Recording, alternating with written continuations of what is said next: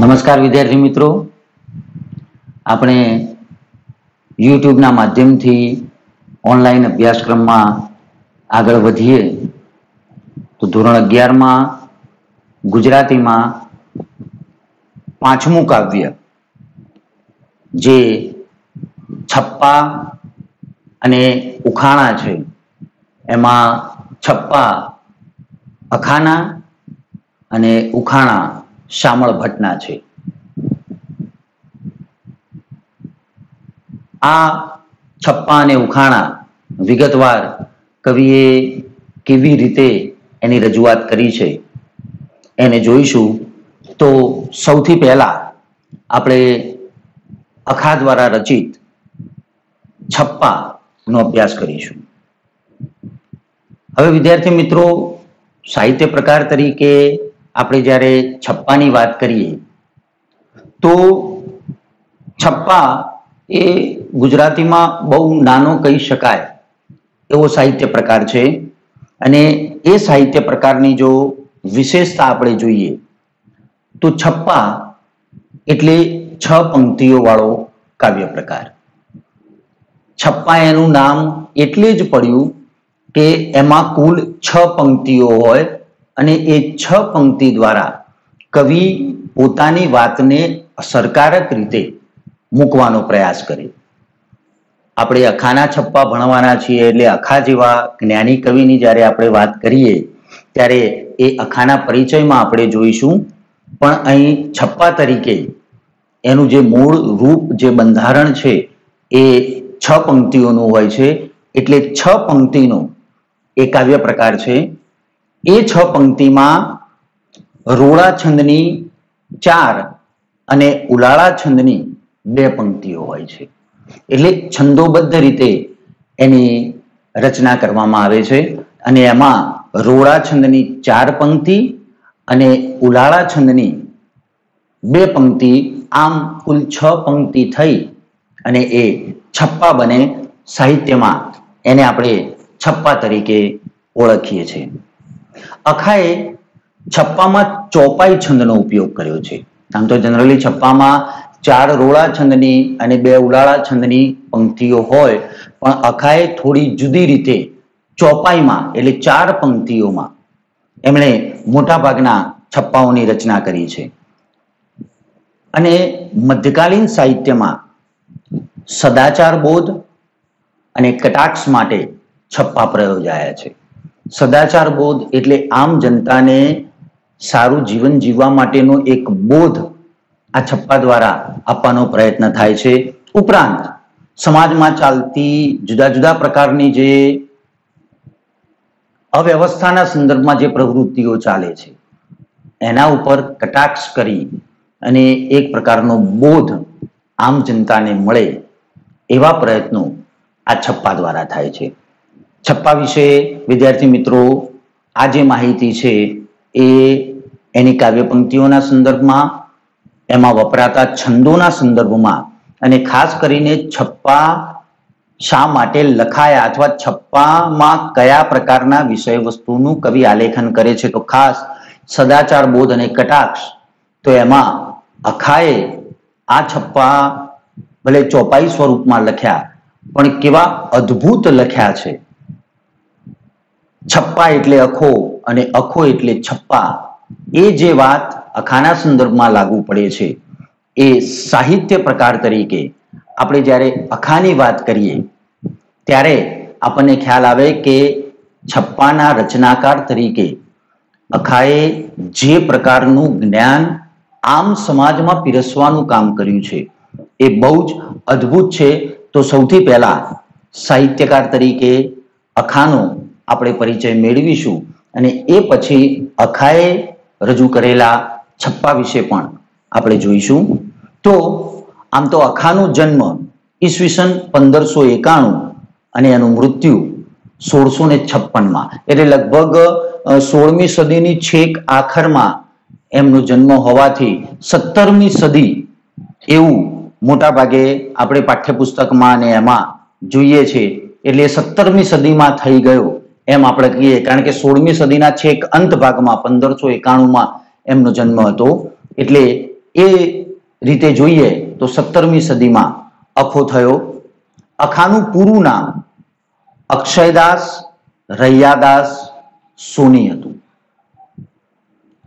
ઘણીવાર વિદ્યાર્થી મિત્રો આ બધી માહિતી યુપીએસસી જીપીએસસી ની પરીક્ષાની અથવા સરકારી ભરતીઓ માટેની જે પરીક્ષાઓ આવે છે એમાં આવા સાહિત્યકારોનો વિગતે જો અભ્યાસ આપણે કર્યો હોય તો એ પણ આપણને વિશેષ ઉપયોગી સાબિત થશે. એટલે અહીં એમનું નામ અક્ષયદાસ રૈયાદાસ સોની હતું. તેઓ અમદાવાદના જેતલપુરના વતની હતા.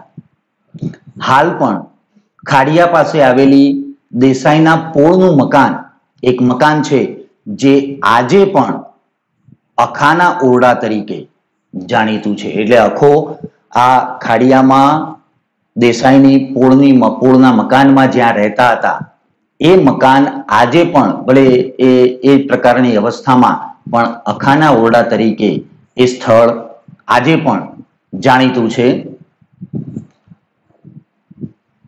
અખાએ જે છપ્પા રચ્યા અને છપ્પામાં સમાજમાં ચાલતા જુદા જુદા પ્રકારના કુરિવાજો, અંધશ્રદ્ધા, વેમ, પાખંડ આ બધી બાબતો ને જે રીતે એમણે પોતાના છપ્પામાં આલેખવાનો પ્રયત્ન કર્યો, આ જે એક પ્રકારનું એના અંદરથી નીકળેલું જે જ્ઞાન છે, જે સમજ છે, એ પોતાની જિંદગીના અનુભવને આધારે છે.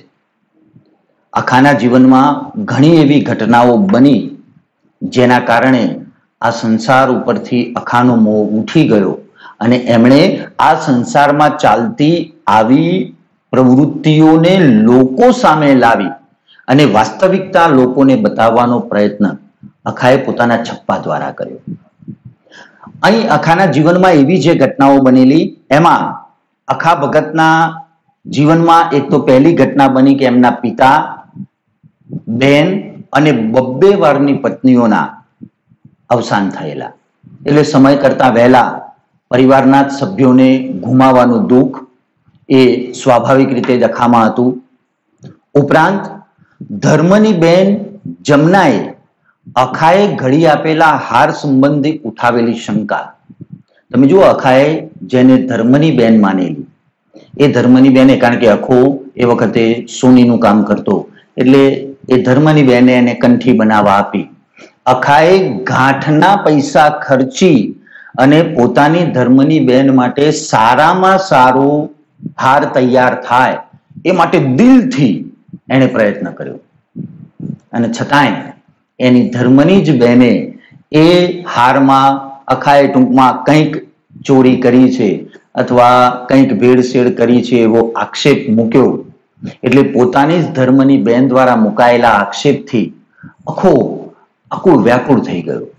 એને એમ લાગ્યું કે સાલું કોઈના ઉપર વિશ્વાસ જ નહીં, અને પોતાના જ જે આપણે ગણતા હોય એ જ માણસો જ્યારે આપણા ઉપર વિશ્વાસ ના કરે ત્યારે આ સંસાર ઉપરથી વિશ્વાસ ઉઠી જાય. એટલે એ ઘટના બની અને એ વખતે ટંકશાળના ઉપરી તરીકે હલકી ધાતુ ભેળવવાનું એમના ઉપર આળ આવેલું.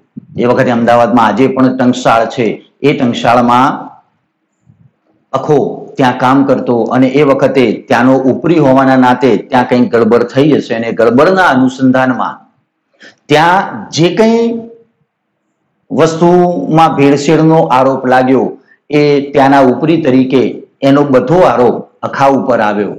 જો કે સમય જતા એ આરોપમાંથી નિર્દોષ પણ સાબિત થયા. પણ આ બધી જે ઘટનાઓ બની એ લખ્યું છે કે આ બધી ઘટનાઓએ તેમને સંસાર ત્યાગ પ્રતિ પ્રેર્યા. કારણ કે પોતાના જ પરિવારના બેન, પિતા, 2 વારની પત્નીઓનું અવસાન, પોતાની જ ધર્મની માનેલી બેને પોતાના જ કામ ઉપર ઉઠાવેલી શંકા અને ટંકશાળમાં ઉપરી અધિકારી દ્વારા એના ઉપર મુકાયેલું હલકી ધાતુ ભેળવવાનું આળ, આ બધા કારણોસર અખાને આ સંસારમાંથી જાણે કે રસકસ ઉડી ગયો અને એટલે એને આ સંસારમાં ખરેખર જે કંઈ દેખાય છે એ કરતા કંઈક જુદું છે, અલગ છે અને ખરેખર જે છે એ વાસ્તવિક નથી એવું લોકોને સમજાવવાનું પોતાના છપ્પા દ્વારા પ્રયત્ન કર્યો અને એના માટે એણે જે સાહિત્યોની રચના કરી એમાં એમણે અખે ગીતા, અનુભવ બિંદુ, પંચીકરણ, ગુરુ શિષ્ય સંવાદ જેવી કૃતિઓની રચના કરી. આ ઉપરાંત અખાએ આ પણ વિદ્યાર્થી મિત્રો ધ્યાન રાખજો, બ્રહ્મલીલા અને સંત પ્રિયા જેવી કવિતા હિન્દીમાં પણ આપી છે. એમણે જેમ ગુજરાતીમાં અખે ગીતા અને અનુભવ બિંદુ, આ તો અખાનો જાણે કે પોતાના જીવનનો આખો સાર અને નિચોડ એમાં મૂકી દીધો હોય એવા અદ્ભુત છપ્પા, એવી અદ્ભુત રચનાઓ આ અખાના સાહિત્યમાં જોવા મળે છે. ઉપરાંત એમણે હિન્દીમાં પણ બ્રહ્મલીલા અને સંત પ્રિયા જેવી કવિતાઓ આપી છે.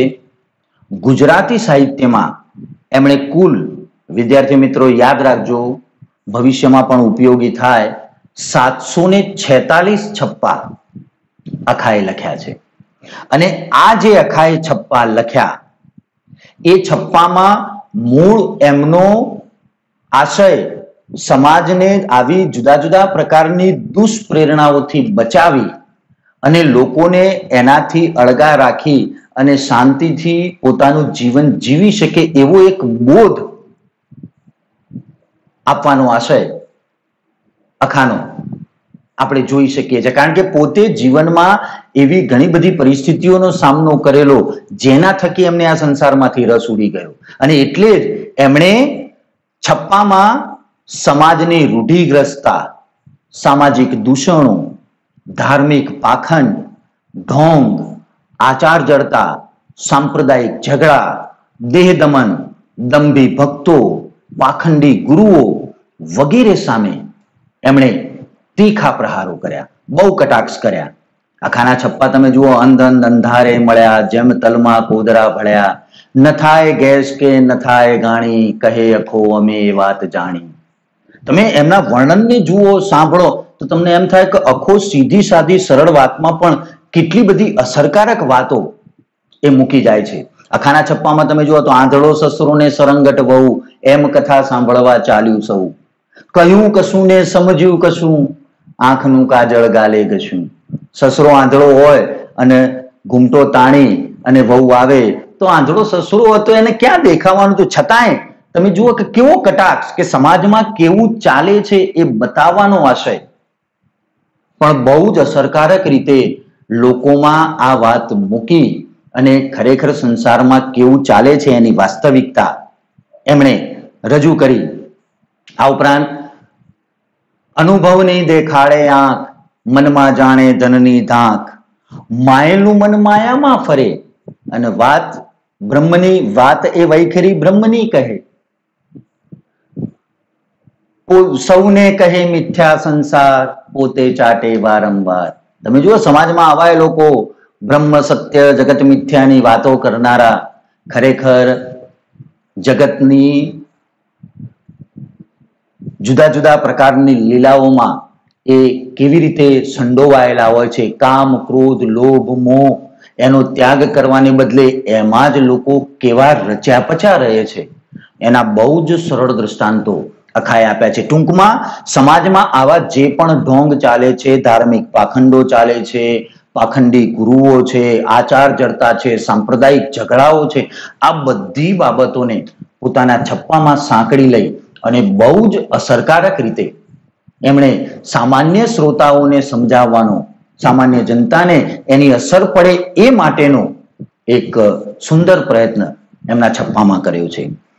આ ઉપરાંત દેહાભિમાન હુતો પાછેર, વિદ્યા ભણતા વધ્યો શેર, ચર્ચાવાદમાં તોલું થયો ને ગુરુ થયો ત્યાં મણમાં ગયો, અખા એમ હલકાથી ભારે હોય, આત્મજ્ઞાન મૂળગું હોય. તમે જો અખાએ જ્ઞાનની વાતો પણ આની સાથે સાથે સાંકળી લીધી છે અને એ જ અખાની સૌથી મોટી વિશેષતા છે. કારણ કે એમની ભાષા અર્થઘન અને ઓજસ્વી છે. તમે એમની ભાષાને વાંચો, એકવાર સમજવાનો પ્રયત્ન કરો તો તમને એમ થાય કે અખાએ આટલા ચોપાઈમાં જ જે અસરકારક રજૂઆતો કરી છે. કારણ કે અખો એક મર્મ આપણી સામે મૂકી દે, પછી એના રહસ્યને આપણે છતાં કરતા જઈએ એમ એકમાંથી બીજા અને બીજામાંથી ત્રીજા કેટલાય તાણા વાણા એમાંથી નીકળતા આપણને જણાય અને ત્યારે આપણને સમજાય કે આટલા એક ચોપાઈના છપ્પામાં અખાએ કેવી અસરકારક રજૂઆત કરી છે. એટલે એમની ભાષા અર્થઘન અને ઓજસ્વી છે. ઉપરાંત અર્થને પ્રગટ કરવા એ અલંકારો પણ યોજે છે. કોઈ પણ બાબતને સ્પષ્ટ કરવા માટે એ અલંકારોનો ઉપયોગ કરી અને એ પણ સમજાવવાનો પ્રયત્ન અખાનો હોય છે. એટલે અખાએ આમ જોવા જઈએ તો બહુ ઉત્તમ પ્રકાર પોતાના અનુભવોને આધારે એમણે સમાજને એ બધી બાબતો સમાજની સામે મૂકી અને વાસ્તવિકતા એમણે નજર સામે બતાવવાનો પ્રયત્ન અખાએ કર્યો છે. ઉપરાંત જટિલ અને શુષ્ક ગણાતા તત્વજ્ઞાનને તેમણે રસમય કરીને નિરૂપ્યું છે. આમ તો તત્વજ્ઞાન એ બહુ જટિલ વિષય છે અને શુષ્ક એટલે અહીં લખ્યું છે કે એમાં સામાન્ય માણસોને બહુ ઝડપથી બહુ જલ્દી સમજ ન પડે, એને સમજાવવા માટે બીજા ઉદાહરણો મૂકવા પડે, આપવા પડે તો જ સામાન્ય માણસ સમજી શકે. તત્વજ્ઞાન એટલું ગૂઢ છે, પણ એવા ગૂઢ જ્ઞાનને પણ અખાએ રસમય કરી અને આપણી સામે નિરૂપ્યું છે.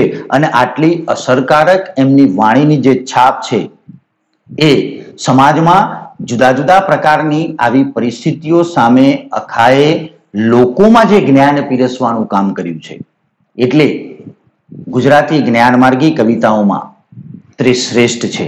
કારણ કે એમને આવી જ્ઞાનમાર્ગી કવિતાઓ લખી, આવા છપ્પાઓ લખી અને સમાજને સાચા રસ્તે વાળવાનો પ્રયત્ન કર્યો છે. અખાએ કહ્યું છે, એક મૂર્ખને એવી ટેવ, પથ્થર એટલા પૂજે દેવ, તુલસી દેખી તોડે પાન, પાણી દેખી કરે સ્નાન, અખો કહે વડુ ઉત્પાત, ઘણા પરમેશ્વરે ક્યાંની વાત. એક જ ઈશ્વરની બહુ અસરકારક રીતે વાત કરનાર, લોકો કેવી રીતે જુદા જુદા ઈશ્વરોમાં રચ્યા પચ્યા રહે છે, જુદી જુદી જગ્યાએ જઈ માથા ટેકવે છે, એવા પામર મનુષ્યોની પામરતા ઉપર કટાક્ષ કર્યો છે. એટલે અખો એ આમ સામાન્ય જન માટે જો તમે એને સમજવા જાઓ તો બહુ જ આવી ઉમદા રચનાઓ પોતાના છપ્પા દ્વારા રચી અને એમણે છપ્પાને તો અમર કર્યું જ, છપ્પાના સાહિત્યને તો એક વિશેષ સાહિત્યમાં વિશેષતા બક્ષી જ, પણ આમ સમાજમાં પણ એમના થકી જે જ્ઞાન પીરસાયું છે, એમના થકી સમાજની આંખો ઉઘાડનારા જે વાસ્તવિક પ્રસંગોને એમણે જુદા જુદા અલંકારો થકી જુદી જુદી એવી બાબતો થકી મૂકવાનો પ્રયત્ન કર્યો છે એ ખરેખર શ્રેષ્ઠ છે. આખો કહે છે કે વૃદ્ધ થયો વંઠ્યું મંતન, ઉપાય ટળ્યો ને ખૂટ્યું ધન. માનો કે માણસ બધી જ રીતે હાથ પગ વગરનો થઈ જાય એટલે સ્વાભાવિક છે કે એમને કામ ધંધો કરવાનું કશું રહે નહીં. આખો કહે છે ત્યારે ધર્મ સાધવા જાય, જ્યારે દેહ કોયા કાપડસો થાય, અખા ભજી ન જાણ્યો નાથ, ચારે પડ્યા ભોંય હાથ. જ્યારે સમય હતો ત્યારે ભગવાનને ભજ્યા નહીં અને જ્યારે કશું જ હવે પોતાના હાથમાં નથી ત્યારે જે ભગવાનને યાદ કરવા જાય છે એવા લોકો માટેનો કટાક્ષ પણ અખાએ પોતાના છપ્પામાં કર્યો છે. કુલ મળી અને અખાએ પોતાના છપ્પા દ્વારા આવા જુદા જુદા પ્રકારની જે વાતો કરી છે એ અખો ગુજરાતી સાહિત્યમાં જ્ઞાની કવિ કે વેદાંતી કવિ તરીકે પ્રસિદ્ધ છે. કારણ કે એમણે વેદાંતને પણ સાહિત્યમાં ઉતાર્યું છે અને પોતાના જ્ઞાન થકી સમાજને એક આઈનો દેખાડી અને લોકોને સાચા માર્ગે વાળવાનો જે પ્રયાસ છપ્પા દ્વારા અખાએ કર્યો છે એ ખરેખર યશસ્વી છે. વિદ્યાર્થી મિત્રો, અહીં સાહિત્ય પ્રકાર તરીકે છપ્પા અને સાહિત્યકાર તરીકે અખાનો આટલો પરિચય જોયા પછી અખાએ આપણા આ ગુજરાતીમાં જે અખાના બે છપ્પા છે, બે જ છપ્પા આપણે ભણવાના છીએ.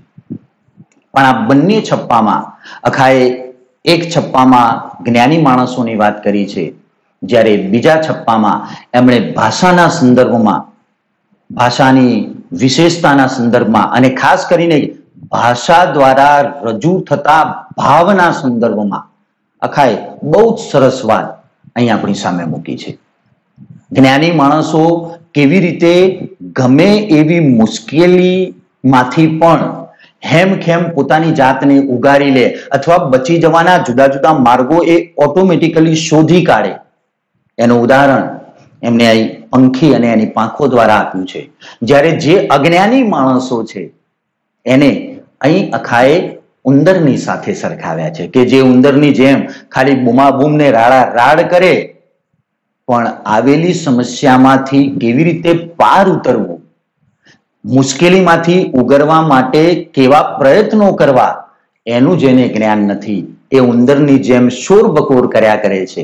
જ્યારે જ્ઞાની માણસો છે એ જ્ઞાની માણસો કોઈ પણ રીતે પોતાના જ્ઞાનનો ઉપયોગ કરી, પોતાના અનુભવના જ્ઞાનનો ઉપયોગ કરી અને એ મુશ્કેલીઓમાંથી હેમખેમ કેવી રીતે પાર ઉતરી જાય છે એની અહીં ઉંદર અને પંખીના ઉદાહરણ દ્વારા અખાએ બહુ સરસ રીતે સમજાવ્યું છે. વિદ્યાર્થી મિત્રો, અખાના છપ્પા એટલે તમે એકવાર એને સમજવાનો પ્રયત્ન કરો અને યાદ રાખવાનો પ્રયત્ન કરો તો એ બહુ થોડા શબ્દોમાં સરસ એવી વાત અને એટલી અસરકારક વાત આપણી સામે મૂકે છે કે એને જાણતા આપણને એમ થાય કે સાલું ખરેખર આવું હોઈ શકે. એમણે જે બીજા છપ્પાની વાત કરી છે એ બીજા છપ્પામાં ભાષાના મહત્વને સ્વીકાર્યું છે. એમાંય ભાષાના મહત્વ કરતા ભાષા દ્વારા રજૂ થતા વ્યક્તિના વિચારો, વ્યક્તિનો ભાવ કે વ્યક્તિની ભાવના કેટલી મહત્વની છે એના સંદર્ભમાં યુદ્ધમાં જીતનાર સુરવીરનું ઉદાહરણ આપી અખો એ વાતને રજૂ કરતા માત્ર મૂળાક્ષરોના 52 અક્ષરથી પર ઉઠી અને 53માં પરમ કૃપાળુ પરમાત્માના અક્ષરને જાણવાની જે જ્ઞાનની અહીં અખાએ વાત કરી છે એ બંને છપ્પા આપણા જે અભ્યાસક્રમમાં છે એના વિશે આપણે જોઈએ તો પહેલા છપ્પામાં અખાએ લખ્યું છે, આવી નગરમાં લાગી લાય, પંખીને શો ધોખો થાય, ઉંદર બિચારા કરે શોર, જેનું નહીં ઉડવાનું જોર, અખા જ્ઞાની ભયથી કેમ ડરે, જેની અનુભવ પાંખ આકાશે ફરે. આવી નગરમાં લાગી લાય, નગરમાં લાગી લાય, લાય એટલે આગ, આગ લાગી હોય, પંખીને શો ધોખો થાય. અહીં ધોખો એટલે ફરિયાદ અથવા ચિંતા. પંખીને શું કશી નહીં, પંખીને શેની ચિંતા? કારણ આગ લાગી હોય તો પક્ષીઓને પોતાને ઉડવા માટે પાંખો છે. આગ લાગે તો નીચે બહુ તો વૃક્ષમાં કે કોઈ મોટા મકાનમાં આગ લાગેલી હોય તો થોડા ફૂટ ઊંચાઈ સુધી, પણ પક્ષીઓ તો પોતાની પાંખોથી આકાશમાં ઊંચે સુધી ઉડી શકે છે. એટલે પક્ષીઓ ગમે એવી આગ લાગી હોય તો પણ એમને કોઈ પણ પ્રકારની ચિંતા કે ફિકર કરવાની રહેતી નથી, કારણ કે એ પોતાની પાંખોની મદદથી સરળતાથી એ મુશ્કેલી છે, આગ લાગી છે એમાંથી એ હેમખેમ પાર ઉતરી જાય છે, પોતાની જાતને એ બચાવી લે છે, એને કોઈ પણ પ્રકારની ચિંતા કે ફિકર રહેતી નથી. ઉંદર બિચારા કરે શોર, જેનું નહીં ઉડવાનું જોર. અને ઉંદર જે નીચે જમીનમાં દર કરીને રહેતા હોય એનું નહીં ઉડવાનું જોર. એ કેવી રીતે ઉડી શકે? કારણ કે એમને તો પાંખો છે જ નહીં, એમની તો ઉડવાની ક્ષમતા જ નથી. એટલે એવા જે ઉંદરો છે એ આવી આગ લાગતા દોડા દોડ, બૂમા બૂમ, શોર બકોર, અવાજ કરી મૂકે, ક્યાંયથી એમને બચવાનો બીજો કોઈ માર્ગ મળતો નથી. તમે અહીં જુઓ કે અખાએ પંખી અને ઉંદરનું ઉદાહરણ, અહીં પંખીનું ઉદાહરણ એટલે આપ્યું છે કે પંખીની જે પાંખો છે એના સંદર્ભમાં આખો કહે છે, અખા જ્ઞાની ભયથી કેમ ડરે, જેની અનુભવ પાંખ આકાશે ફરે. અખા જ્ઞાની ભયથી કેમ ડરે. જ્ઞાની માણસો કોઈ પણ પ્રકારના ભયથી, કોઈ પણ પ્રકારની મુશ્કેલીથી સહેજ પણ ગભરાતા નથી, જેની અનુભવ પાંખ આકાશે ફરે. જ્ઞાની માણસો ગભરાતા નથી એનું કારણ અખાએ બહુ સ્પષ્ટ કર્યું છે કે જેની અનુભવ પાંખ, અહીં અનુભવ રૂપી પાંખ, જ્ઞાન રૂપી પાંખ. પંખીની પાંખ એ જ્ઞાન રૂપી પાંખનું ઉદાહરણ આપ્યું છે. પંખી એ જ્ઞાની માણસનું ઉદાહરણ છે. અને પોતાના અનુભવની પાંખથી, પોતાના જ્ઞાનની મદદથી આવેલી કોઈ પણ પ્રકારની મુશ્કેલીનો એ સરળતાથી સામનો કરી દે છે. તમે જુઓ, માણસના જીવનમાં ઘણી બધી એવી ઘટનાઓ બનતી હોય છે, ઘણી બધી વાર એવી પરિસ્થિતિઓ નિર્મિત થતી હોય છે કે જેનાથી માણસ કોઈ મુશ્કેલીમાં મુકાઈ જાય. આપણે સમાજમાં એવા ઉદાહરણો પણ જોઈએ છે. પણ તમે જુઓ કે કેટલાક માણસો ઉંદર જેવા હોય, મુશ્કેલી આવે એટલે હવે શું કરીશું, આમાંથી કેવી રીતે પાર ઉતરીશું, ચાલુ કોઈ માર્ગ સૂઝતો નહીં, એમ કરીને બેસી રહે. ખાલી રોદણા રોવાથી, ખાલી બેસી રહેવાથી કે વાતો કરવાથી આનો કોઈ ઉકેલ આવતો નથી. એ એવી પરિસ્થિતિમાંથી બહાર નીકળી જ નથી શકતા, કારણ કે બહાર નીકળવા માટેનું જે જ્ઞાન હોવું જોઈએ, કોઈ પણ મુશ્કેલીમાંથી પાર ઉતરવા માટે જે કંઈ સમજ કે સૂઝબૂઝ હોવી જોઈએ એ એમનામાં હોતી નથી. એવા વ્યક્તિઓને અખો ઉંદર સાથે સરખાવે છે. એટલે કહે છે કે ઉંદર બિચારા કરે શોર, ઉંદર શોર બકોર બૂમા બૂમ કરે, દોડમ દોડ કરે, એનાથી વિશેષ એનાથી કશું થાય નહીં, કારણ એનું ઉડવાનું જોર નથી. કારણ કે એને જે અનુભવનું જે જ્ઞાન હોવું જોઈએ એ જ્ઞાન એની પાસે નથી. જ્યારે કહે છે અખા જ્ઞાની ભયથી કેમ ડરે, અને જ્ઞાની માણસો ભયથી ડરતા નથી. કારણ કે મુશ્કેલીઓ દરેકના જીવનમાં આવે, પણ અનુભવી માણસ, જ્ઞાની માણસ કોઈ પણ પ્રકારની મુશ્કેલી નો સામનો કરવા પહેલા તો તત્પર રહે કે ભલે મુશ્કેલી આવી જતો, હવે એના વગર કોઈ વિકલ્પ નથી, પણ એ મુશ્કેલીનો સામનો કરતા કરતા એમાંથી કેવી રીતે પાર ઉતરવું એના એ માર્ગો શોધે. અને એટલે એ સરળતાથી આવી મુશ્કેલીમાંથી પાર ઉતરી જાય છે. અખાના કહેવા પ્રમાણે કે આ અખાના છપ્પામાં આ જે વાત મૂકી છે એ સમાજમાં વસતા આવા માણસો જે કેટલાક ઉંદર જેવા હોય છે કે મુશ્કેલીના સમયે બૂમાબૂમ કરી શકે પણ પોતે પોતાની જાતને બચાવી શકતા નથી. જ્યારે પંખીની જે પાંખો છે એ એક પ્રકારની તાકાત છે, એનો અનુભવ છે કે ભાઈ પોતે ગમે તે કરીને પણ ઉડીને જઈ શકશે. અને એ જ જ્ઞાની માણસો અજમાવે છે, પોતાના અનુભવને અજમાવી, પોતાના જ્ઞાનનો ઉપયોગ કરી અને એ ગમે એવી મુશ્કેલીમાંથી હેમખેમ પાર ઉતરી જાય છે. એટલે હંમેશા જ્ઞાની માણસો જ આવી મુશ્કેલીનો સામનો કરી એમાંથી હેમખેમ પાર ઉતરે છે. એટલે જ્ઞાની અને અજ્ઞાની માણસોમાં કયો ભેદ હોય છે એ ઉંદર અને પંખીના ઉદાહરણ દ્વારા અહીં આખો આપણી સામે મૂકવા માંગે છે. અને એ વસ્તુ સમજાવે છે કે કોઈ પણ માણસ પોતાના જ્ઞાનની મદદથી એ કોઈ પણ પ્રકારની મુશ્કેલીમાંથી પાર ઉતરી જાય છે.